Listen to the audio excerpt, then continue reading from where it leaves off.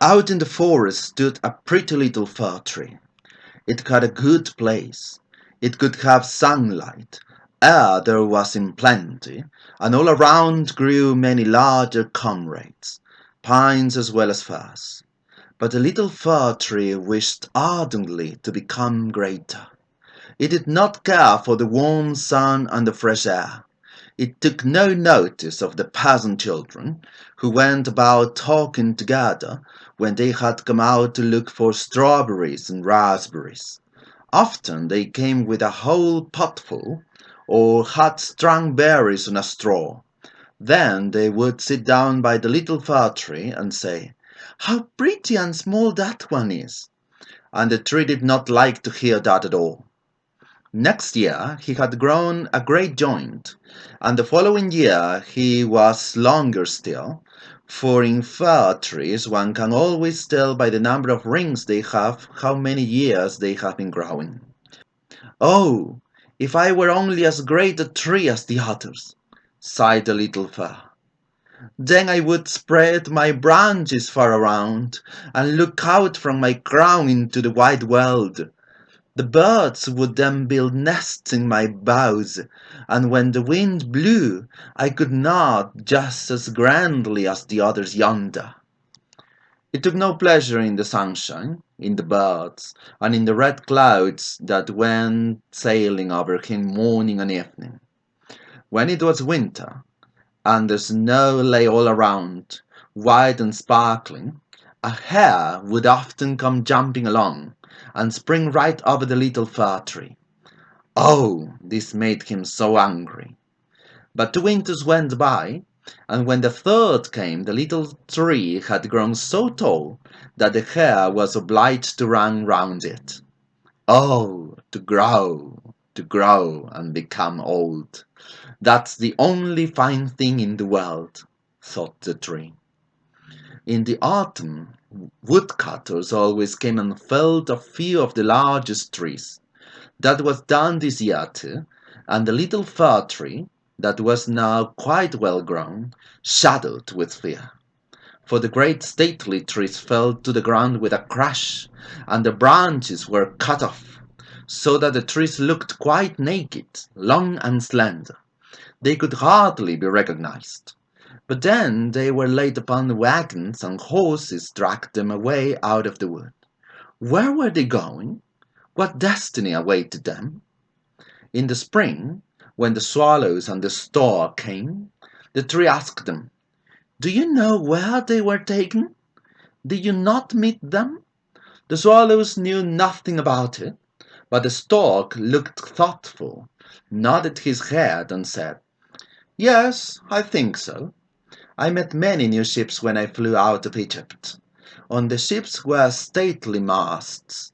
I fancy that these were the trees. They smelled like fir. I can assure you they are stately, very stately. Oh, that I were only big enough to go over the sea! What kind of thing is this sea, and how does it look?" "It would take too long to explain all that," said the stork, and he went away. "Rejoice in thy youth," said the sunbeams.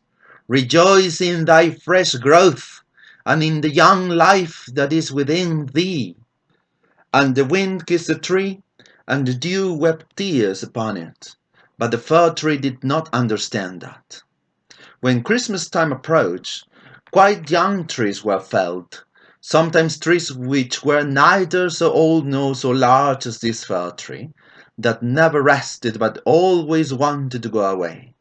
These young trees, which were almost the most beautiful, kept all their branches. They were put upon wagons, and horses dragged them away out of the wood. "Where are they all going?" asked the fir tree. "They are not greater than I. Indeed, one of them was much smaller. Why do they keep all their branches? Whither are they taken?" We know that," chirped the sparrows. "Yonder in the town we looked in at the windows. We know where they go. Oh, they are dressed up in the greatest pomp and splendor that can be imagined. We have looked in at the windows and have perceived that they are planted in the middle of the warm room and adorned with the most beautiful things: gilt apples, honey cakes, playthings, and many hundreds of candles. And then, asked the fir tree, and trembled through all its branches. And then, what happens then? Why, we have not seen anything more, but it was incomparable. Perhaps I may be destined to tread this glorious path one day, cried the fir tree rejoicingly. That is even better than travelling across the sea. How painfully I long for it. If it were only Christmas now. Now I am great and grown up, like the rest who were led away last year. Oh, if I were only on the carriage, if I were only in the warm room, among all the pomp and splendor.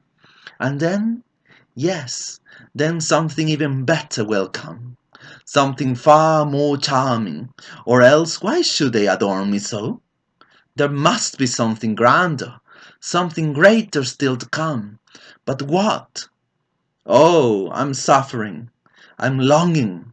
I don't know myself what is the matter with me. Rejoice in us, said air and sunshine. Rejoice in thy fresh youth here in the woodland. But the fir tree did not rejoice at all, but it grew and grew. Winter and summer it stood dark green, dark green. The people who saw it said, "That's a handsome tree." And at Christmas time it was felled before any of the others. The axe cut deep into its marrow, and the tree fell to the ground with a sigh. It felt a pain, a sensation of faintness, and could not think at all of happiness, for it was sad at parting from its home, but the place where it had grown up. It knew that it should never again see the dear old companions, the little bushes and flowers all around, perhaps not even the birds. The parting was not at all agreeable. The tree only came to itself when it was unloaded in a yard with other trees, and heard the man say, "This one is famous. We only want this one." Now the servants came in gay liveries and carried the fir tree into a large, beautiful saloon. All around the walls hung pictures, and by the great stove stood large Chinese vases with lions on the covers. There were rocking chairs, silken sofas, great tables covered with picture books, and toys worth 100 times $100. At least the children said so. And the fir tree was put into a great tub filled with sand, but no one could see that it was a tub, for it was come round with green cloth, and stood on a large many-coloured carpet. Oh, how the tree trembled! What was to happen now? The servants, and the young ladies also, decked it out. On one branch they hung little nets, cut out of coloured paper. Every net was filled with sweetmeats. Golden apples and walnuts hung down as if they were there, and more than 100 little candles, red, white, and blue, were fastened to the different boughs. Dolls that looked exactly like real people. The tree had never seen such before. Swung among the foliage, and high on the summit of the tree was fixed a tinsel star. It was splendid, particularly splendid. "This evening," said all, "this evening it will shine." Oh, thought the tree, that it were evening already! Oh, that the lights may be soon lit up! When may that be done? I wonder if trees will come out of the forest to look at me. Will the sparrows fly against the panes? Shall I grow fast here, and stand adorned in summer and winter? Yes, he did not guess badly, but he had a complete backache from mere longing, and the backache is just as bad for a tree as the headache for a person. At last the candles were lighted. What a brilliance! What a splendor! The tree trembled so in all its branches that one of the candles set fire to a green twig, and it was scorched. "Heaven preserve us!" cried the young ladies, and then hastily put the fire out. Now the tree might not even tremble. Oh, that was terrible! It was so afraid of setting fire to some of its ornaments, and it was quite bewildered with all the brilliance. And now the folding doors were thrown open, and a number of children rushed in as if they would have overturned the whole tree. The older people followed more deliberately. The little ones stood quite silent, but only for a minute. Then they shouted till the room rang. They danced gleefully round the tree, and one present after another was plucked from it. "What are they about?" thought the tree. "What's going to be done?" And the candles burned down to the twigs, and as they burned down they were extinguished, and then the children received permission to plunder the tree. Oh, they rushed in upon it, so that every branch cracked again. If it had not been fastened by the top and by the golden star to the ceiling, it would have fallen down. The children danced about with their pretty toys. No one looked at the tree except one old man, who came up and peeped along the branches, but only to see if a fig or an apple had not been forgotten. "A story! A story!" shouted the children, and they drew a little fat man towards the tree, and he sat down just beneath it. "For then we shall be in the green wood," said he, "and the tree may have the advantage of listening to my tale. But I can only tell one. Will you hear the story of Ivedy Avedy, or of Klumpy Dumpy, who fell downstairs and still was raised up to honor and married the princess?" "Ivedy Avedy!" cried some. "Klumpy Dumpy!" cried others, and there was a great crying and shouting. Only the fir tree was quite silent, and thought, "Shall I not be in it? Shall I have nothing to do in it?" But he had been in the evening's amusement, and had done what was required of him. And the fat man told about Klumpy Dumpy, who fell downstairs, and yet was raised to honor and married the princess. And the children clapped their hands and cried, "Tell another! Tell another!" for they wanted to hear about Ivedy Avedy, but they only got the story of Klumpy Dumpy. The fir tree stood quite silent and thoughtful. Never had the birds in the wood told such a story as that. Klumpy Dumpy fell downstairs and yet came to honor and marry the princess. Yes, so it happens in the world, thought the fir tree, and believed it must be true, because that was such a nice man who told it. Well, who can now? Perhaps I shall fall downstairs too, and marry a princess. And it looked forward with pleasure to being adorned again, the next evening with candles and toys, gold and fruit.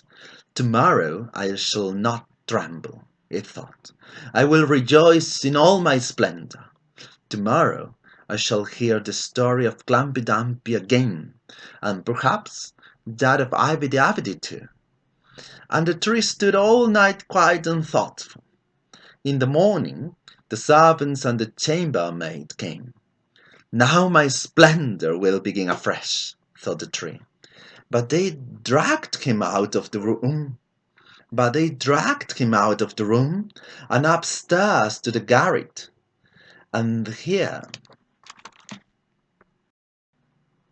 But they dragged him out of the room and upstairs to the garret, and here they put him in a dark corner where no daylight shone. "What's the meaning of this?" thought the tree. "What am I to do here? What is to happen?" And he leaned against the wall and thought and thought, and he had time enough, for days and nights went by, and nobody came up. And when at length someone came, it was only to put some great boxes in a corner. Now the tree stood quite hidden away, and the supposition was that it was quite forgotten. "Now it's winter outside," thought the tree. "The earth is hard and covered with snow, and people cannot plant me. Therefore, I suppose I'm to be sheltered here until spring comes. How considerate that is! How good people are!